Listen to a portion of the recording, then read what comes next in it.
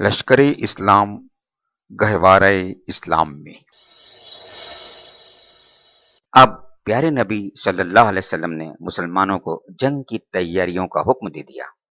اسلامی قبائل کے نام پیغام بھیجا کہ جو خدا و آخرت پر ایمان رکھتا ہو رمضان سے پہلے پہلے مدینہ آ جائے۔ مسلمانوں نے آپ کی آواز پر لبیک کہا۔ مختلف قبیلوں نے پوری تیاریوں کے ساتھ مدینے کا رخ کیا۔ رمضان کی 10ویں تاریخ تھی اور ہجرت کا 8واں سال۔ پیارے نبی صلی اللہ علیہ وسلم 10,000 جان نثاروں کے ساتھ مکہ کی طرف بڑھے۔ راستے میں آپ کے چچا حضرت عباس رضی اللہ تعالی عنہ ملے۔ یہ اپنے اہل و عیال کے ساتھ مکہ سے آ رہے تھے۔ آپ نے انہیں خوش آمدید کہا، بہت ہی تپاک اور محبت سے ان کا استقبال کیا اور ان کے بچوں کو آرام و عزت سے مدینہ بھجوا دیا۔ اسلامی لشکر خزاع کے چشمے پر پہنچ گیا۔ وہاں پہنچ کر وہ ایک بڑے میدان میں ٹھہر گیا۔ لوگوں نے آرام کرنے کے لیے خیمے لگائے۔ ہر طرف اندھیرا چھا چکا تھا۔ آپ نے حکم دیا ہر قبیلہ الگ الگ آگ روشن کرے۔ مقصد یہ تھا کہ دیکھنے والوں پر شوکت اسلام کی دھاگ بیٹھے۔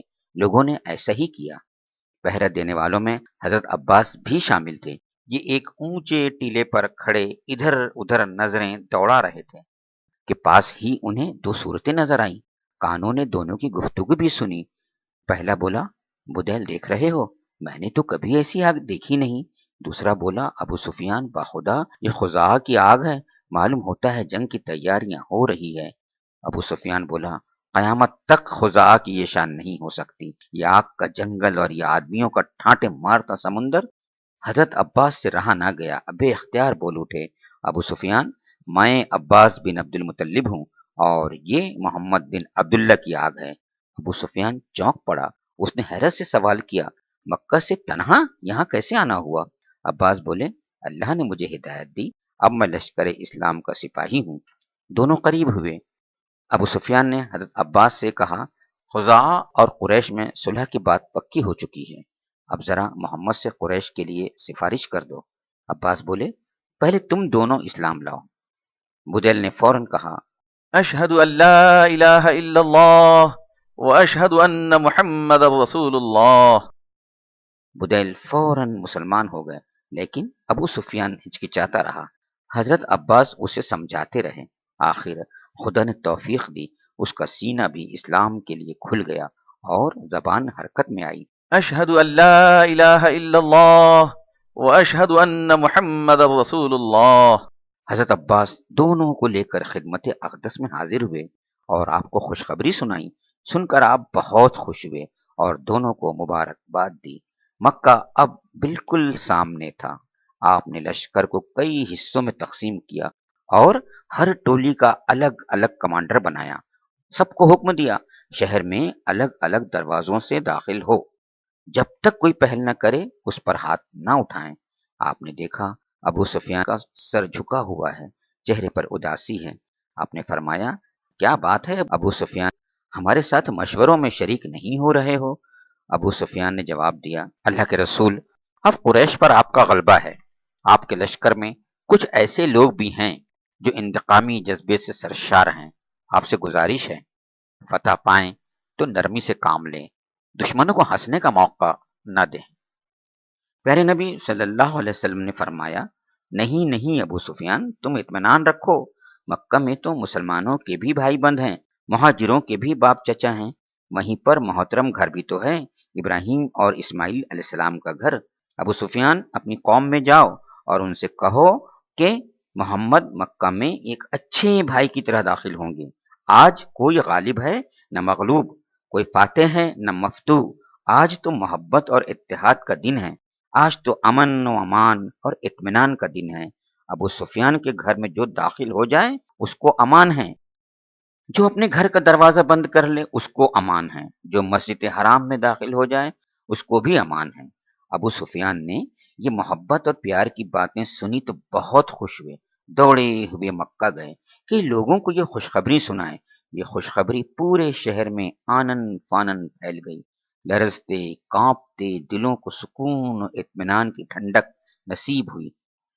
مشرکوں نے ہتھیار ڈال دیے، اپنے اپنے گھروں کے دروازے بند کر لیے اور چھتوں اور جھروکوں سے جھانکنے لگے۔ بہت سے مشرکین جو ابھی تک جاہلی نخوت سے سرشار تھے وہ آس پاس کے پہاڑوں پر چلے گئے، وہاں سے وہ یہ سارا منظر دیکھ رہے تھے۔ آج اسلام کا لشکر مرکز اسلام میں داخل ہو رہا تھا۔ آج شوکت اسلام کا مہتاب عالم تاب پوری تابانی کے ساتھ مکہ کے افق پر دمک رہا تھا۔ مسلمان حکمت سے شہر میں داخل ہو گئے، پورے امن و اطمینان کے ساتھ، نہ کہیں تلوار چلی نہ خون بہا۔ البتہ حضرت خالد بن ولید رضی اللہ تعالی عنہ جس طرف سے داخل ہو رہے تھے، قریشی بہادروں کی ایک جماعت نے مزاحمت کی۔ مجبوراً حضرت خالد اور ان کے جانباز ساتھیوں کو ٹکر لینی پڑی۔ اس ٹکر کے نتیجے میں قریش کے 24 اور قبیلہ حذیل کے 4 سپاہی کام آ گئے۔ ایک دوسری روایت کے مطابق کل 13 مشرکین مارے گئے اور 3 مسلمان شہید ہوئے۔ بالآخر مشرکین بری طرح پسپا ہوئے اور حضرت خالد اپنے ساتھیوں کے ساتھ مکہ میں داخل ہو گئے۔ جب پوری طرح سکون ہو گیا، حالات معمول پر آ گئے، تو آپ نے خانہ کعبہ کا رخ کیا۔ خدا کی شان، وہی گھر جو خلیل اللہ کی تعمیر تھا، وہی کعبہ جو رسول بت شکن کی یادگار تھا، آج 360 بتوں سے گھرا ہوا تھا۔ آج 360 بت اس کے صحن میں براجمان تھے۔ پیارے نبی صلی اللہ علیہ وسلم کے ہاتھ میں ایک چھڑی تھی، اس کی نوک سے ٹھونکے دیتے جاتے سارے بت اوندے منہ گرتے جاتے۔ اس وقت زبان مبارک پر یہ کلمات جاری تھے: جاء الحق وزهق الباطل ان الباطل كان زهوقا۔ حق آ گیا اور باطل مٹ گیا، باطل تو مٹنے ہی والا ہے۔ پھر کعبے کی کنجی منگائی، دروازہ کھلوایا، دیکھا تو اندر مورتیوں کے دشمن خلیل بت شکن کی تصویر تھی اور ان کے بیٹے اسماعیل علیہ السلام کی بھی ہاتھوں میں 500 کے تیر تھے۔ آپ نے انہیں مٹانے کا حکم دیا اور فرمایا خدا ظالموں کو غارت کرے، یہ بیچارے تو اللہ کے پیغمبر تھے، جوے سے کوسوں دور تھے۔ حضرت عمر داخل ہوئے، جتنی تصویریں تھیں سب مٹا دی، خانہ خدا بالکل پاک صاف ہو گیا۔ تو آپ اندر تشریف لے گئے، ساتھ میں حضرت بلال اور حضرت طلحہ بھی تھے۔ وہاں آپ نے 2 رکعت نماز ادا کی یا چند تکبیریں کہیں۔ کعبے کے سامنے اہل مکہ کا ہجوم تھا، لوگ قسمت کا فیصلہ سننے کے لیے جمع تھے۔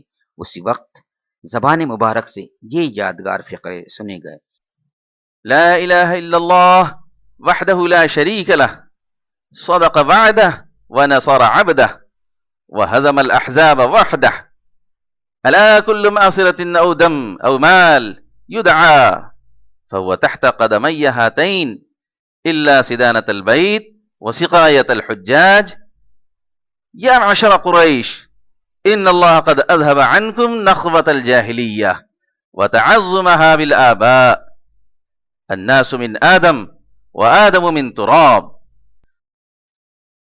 اللہ کے سوا کوئی الہ نہیں، وہ ایک ہے، اس کا کوئی شریک نہیں۔ اس نے اپنا وعدہ سچا کیا، اس نے اپنے بندے کی مدد کی اور تمام فوجوں کو تنہا نیچا دکھایا۔ سن لو، تمام مفاخر، خون کے تمام دعوے، مال کے سارے مطالبے میرے ان قدموں کے نیچے ہیں۔ ہاں، البتہ کعبے کی کلید برداری اور حاجیوں کی آب رسانی اس سے مستثنا ہیں۔ قریش کے لوگوں، اب جاہلیت کی نخوت اور خاندانی مفاخرت کو خدا نے مٹا دیا۔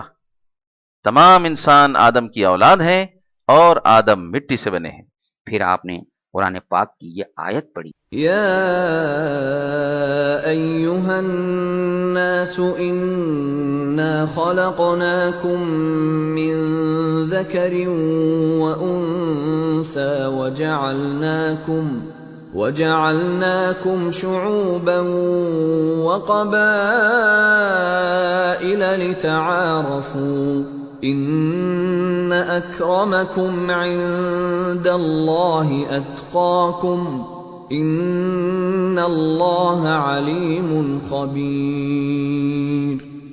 لوگو، ہم نے تم کو ایک مرد اور ایک عورت سے پیدا کیا اور پھر تمہاری قومیں اور برادریاں بنا دیں تاکہ تم ایک دوسرے کو پہچانو۔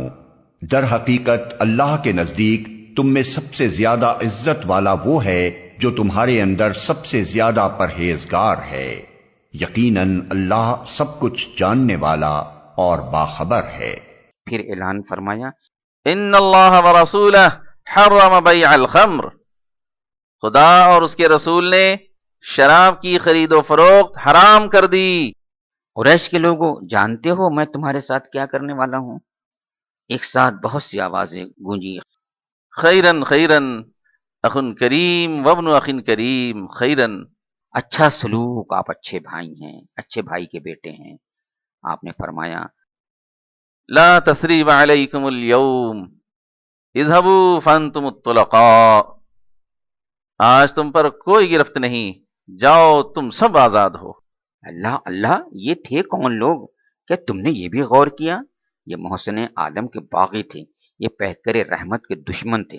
ان میں وہ لوگ بھی تھے جو اسلام کو مٹا دینے کے لیے جان کی بازی لگائے ہوئے تھے، اور وہ بھی تھے جو آپ کے خلاف زہر اگلنے کے لیے وقف تھے۔